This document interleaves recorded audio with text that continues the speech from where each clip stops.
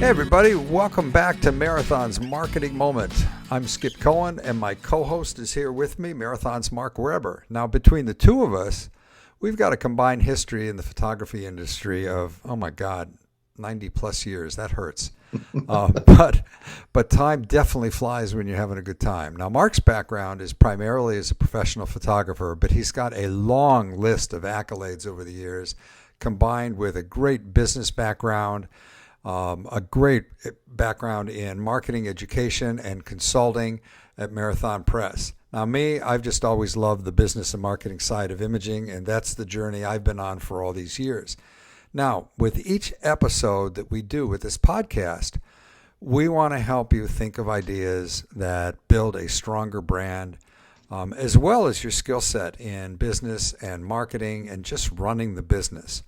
So today, we're going to talk about getting ready for the fourth quarter. Now, I know that this is June, July, depending on when this podcast runs. We do pre-record it a week or two in advance. And it might seem a little bit bizarre to be talking about the fourth quarter, but it's not. In fact, some of you, because you haven't thought about it at all and have been procrastinating, you're sitting there thinking, oh God, I got so much time until I've got to think about what I'm going to do in the fourth quarter. Well, now is the time to plant those seeds. So I guess you'd call this a podcast in agriculture today, because we're going to talk about farming. You've got to take an interactive approach to build your skills, to build awareness in the community. And if you don't, you're going to be at the airport when your ship comes in. One of my favorite lines. So, hey, buddy, where do you want to start today? Skip. Hey, welcome to your podcast. Well, our podcast. Our podcast, absolutely. Well, I'd say in all our experience, one of the first of all, the opportunity of fourth quarter marketing is and sales is so strong, and that's why it's so important that you plan ahead, because if you don't, you might still have a good season, but you won't have the season you could have had, and that's when a majority of our sales happen. So it's so important that we take advantage of that opportunity, because that's when consumers are the most excited to spend money with you.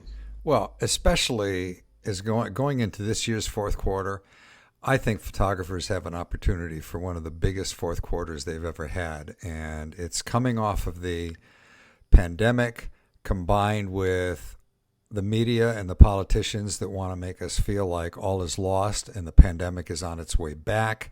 There is such a strong sense of family in the world right now, especially in the United States. And even with the price of gas, I have to laugh. I filled up today and was excited that I found it for $4.85 a gallon. Even with the price of gas, families are getting out, they're creating memories. This is the year for all of you out there to be building business around helping families capture those memories from this summer. Boy, you said it. And I can tell you here at Marathon, we're seeing increases in orders coming in like we've not seen in the past couple of years. So the clues are definitely there that this is going to be a huge opportunity this fall. Well, and I'm going to use my other favorite line: you snooze, you lose. This is an opportunity right now. Listen to what Mark and I are suggesting. Come up with more of your own ideas, because no one podcast, or we'll probably do this in 2 or 3 parts. There's no podcast that could give you everything that you need to think about. So I'm gonna kick it off with one spot I want everybody to start doing. Get involved in your community. Now is the time to be your own PR agent and just get out there. You don't have to be using your camera. You can be filling ketchup and mustard bottles for the Booster Club at a Friday night football game. The point is, you're there. You're giving back to your community, and you're making them aware of, hey, I'm the photographer in town, but I'm also a member of this town. So you want to give back. You're looking for the community to give to you. You got to be good to the community. And this is the perfect time of year to lay that foundation of things that are going to help them remember you as they come into the fourth quarter. Every successful studio I know, that is absolutely the foundation of their business, involved in their community. Absolutely. In fact, let's jump over to that one, and then I'm going to shut up and let you hit a few. But How important would you say having the skill set to meet your clients' needs is? Oh, it's top. You got to be able to deliver what you're promising. If you take one image that turned out great, but that's not typical of what you can deliver, it's kind of like false advertising. Well, and that brings me to a point about everybody's website and your galleries. If you were at a workshop and a convention and you stood behind the instructor and got these great pictures of the bride and groom or the model or whatever it was you were shooting at the time, and then you post it on your website as, hey, here's the quality of my work, but you couldn't produce it if your life depended on it because you happened to be standing behind Jerry Gionis or Michelle Salentano or one of the great photographers that we all love and work with, Beverly and Tim Walden, for example. You've got to make it a point to get that skill set up so that you can do those kinds of images when you need to, so you're not misrepresenting yourself. Because one angry customer these days has the ability to influence hundreds more. So very Yeah. true. No, I think you hit it. And I think most photographers understand that to a degree, but that may be something newer photographers, that's a lesson you don't want to learn the hard way. Well, and the point is that right now there's an opportunity for leadership for so many of you out there because we are coming out of a very difficult time in business history. If you look at the last couple of years, even though this year has been going good for so many of you, the point is you've got an opportunity to be a leader in your community. And if you've got the skill set out there so that you're always exceeding customers' expectations, and the other line I love to use is make yourself habit forming. You want them to enjoy so much working with you in the past that they're back again and telling all their friends. Dead on. Part of where I'd like to go too, having done this in the studio, and again, the highly successful studios that I know, they plan sometimes a year in advance. So goal planning is a big part of anything, and knowing what you want to accomplish for your fourth quarter planning is key, and be specific with it. What I mean by that is if you want to photograph, let's say 100 families between mid-October through the end of December, put that as your goal and then work on how you're going to accomplish that. And that gets into your advertising. And this is the part that most photographers stumble with. They really don't put together a solid campaign plan or think it through. And all of that takes time. So besides the plan that you implement and the timing of that, you have to think it through. And I know some photographers who take a couple of days and just that's all they think about is planning that. Others, they might do it weekly and review it. However it works for you, just make sure that you come up with something that you can put in writing, and it involves how you're going to advertise. And it comes down to what are you going to use for your tools? Meaning, are you going to do direct mail? Are you going to do personal invites? Are you going to network with other businesses? What about your referrals? I hope you're, working those referrals with everybody and following up with those, having community displays and social media ads. And you might even hire a social media influencer. I know studios that have done that. Radio and newspaper is not for everybody, but that's something to check into along with your local TV, cable, and satellite, and of course, lift cards at other businesses. But all of these are tools at your disposal, and you have to think that through what you're going to use to get the word out. Well, I want to expand on a couple of those. First of all, on direct mail, you don't have to do everything as a solo act. Think about designing, for example, an oversized postcard. Let's make it 6x9, and you're going to divide it into 3 sections, and you're going to bring in 2 partners, and maybe it's I don't know, maybe it's a florist and a venue they're going to be part of this. It could be any. I mean, in the wedding industry, it's easy to figure out. You do a florist and a caterer. You do a florist and a wedding planner. Florist is always one that's going to be there. But develop a postcard. Share each other's lists. Each one of you becomes an ambassador for the other, and you cut your costs by a third. The other piece to think about this is you mentioned lift cards at businesses. Think about putting together your own postcard that shows some of your images. I know when I'm working a convention, I love it when a photographer comes up and gives me their postcard or brochure. It's got some images on the front, and on the back it's got their contact information, and that's something I can look at later, because there's never enough time at a convention to really give somebody the time they need if they've come up and asked you a question.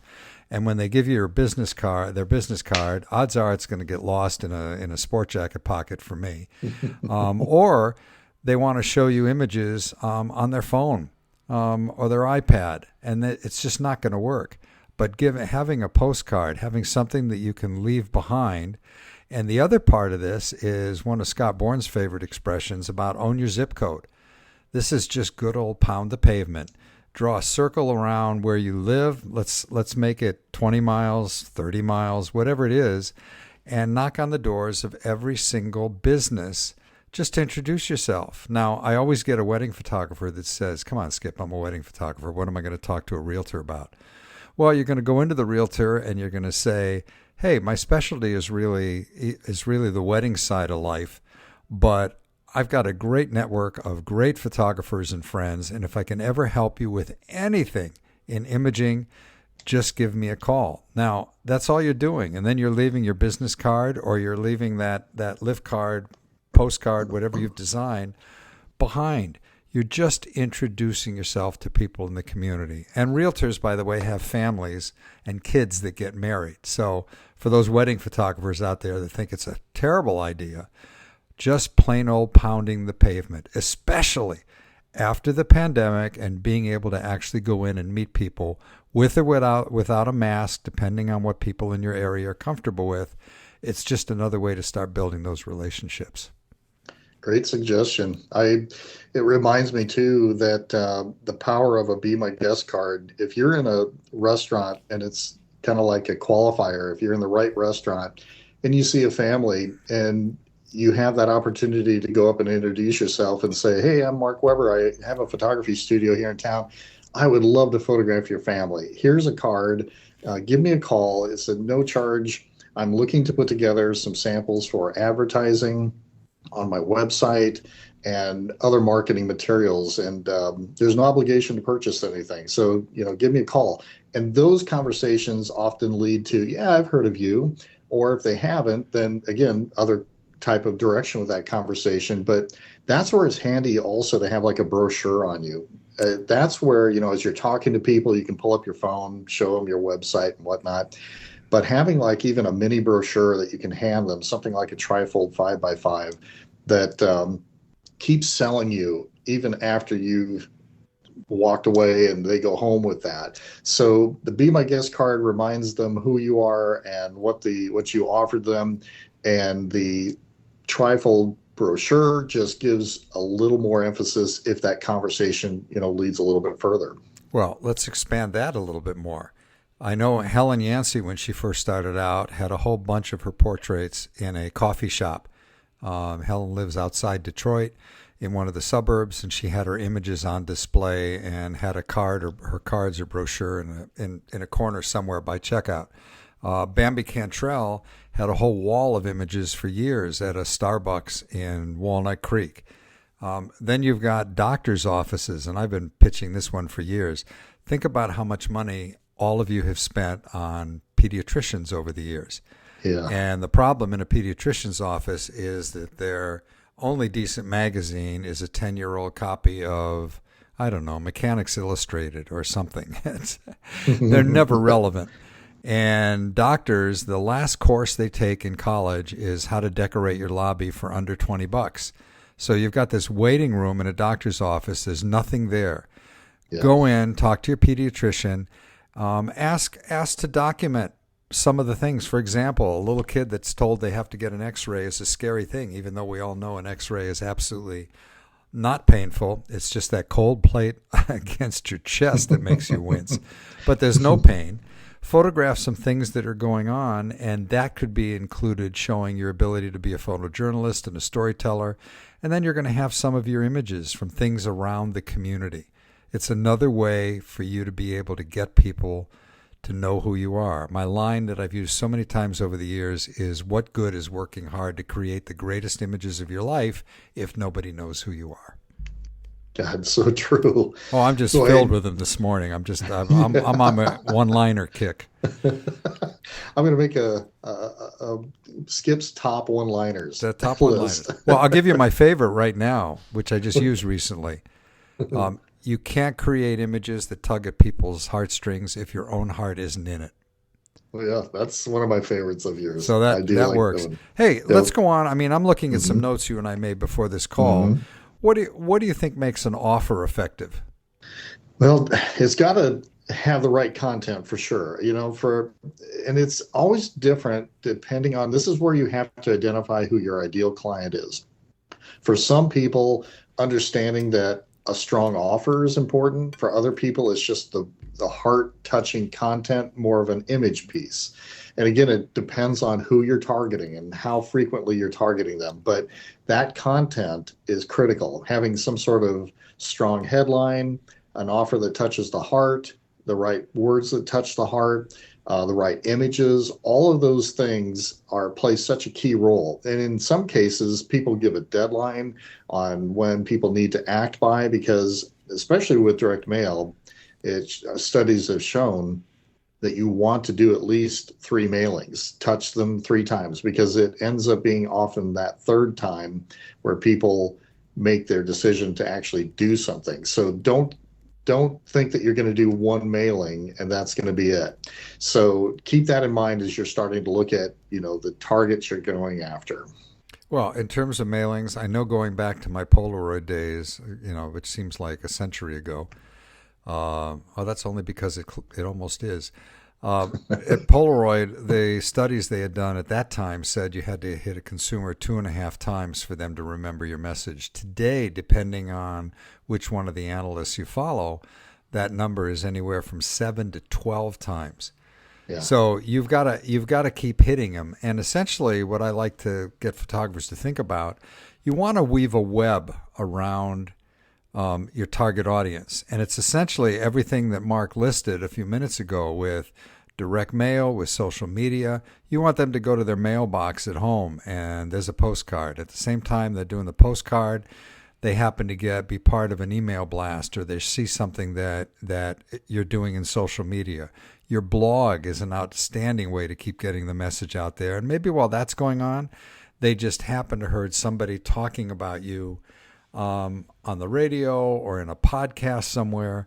The point is that there's no such thing. Mark just said it a minute ago. You don't want to do just 1 mailing and say, well, looks like that didn't work, because it won't work. You have to keep coming back. But the other thing on designing an effective offer, remember that your offer has to have value to the consumer. So if you're picking out something, for example, let's use Bella art prints, because I think the Bella stuff is stunning. And it's also cost effective, and your efficiency is outrageous. It's always nice to know that a few $1 million still buys you a good printer these days. I haven't seen the new setup, but going back to when, didn't they call it the Enterprise? What was the name of it? What they nicknamed Death Star. All right. The Death Star. You got the Death Star. You've got this monster printer in Marathon's warehouse. Now, for you to talk about Bella art prints is great, but if you don't show some images and have something both on your website and in your studio, if people are coming in and you're lucky enough to have a place for them to visit, and if not, if you're meeting them at the local coffee shop, for example, then in a portfolio case, you want to be able to show some of this stunning work. So it has to have value to the consumer, which means they have to understand it. The other thing that I always recommend is before you send out any offer, give it to 4 or 5 friends, family members, and have them read it to see if it makes sense. I can't tell you how many email blasts I've seen over the years that were written by somebody that skipped most of 7th, 8th, and 9th grade English. I'm not talking about somebody that wanted to be another Hemingway and a world famous writer. No. Just that it doesn't make sense. You've got grammatical errors, you've got numbers that don't make sense, you've got products that you're not describing well. This is a visual industry. So take advantage of your website. Take advantage of your ability to do a short marketing video on your website to say, hey, I'm really excited about this new offer. I was out at Marathon. I've been talking to Marathon. I'm now introducing this whole Bella line and Bella Fine Art albums. And you need to see them to really understand. But hey, let me show you. And you could do it in a video. So an effective offer needs to be clear and concise. It needs to have value. And it needs to be visually identified by the consumer as, holy crap, Batman, I want to give this to grandma this year.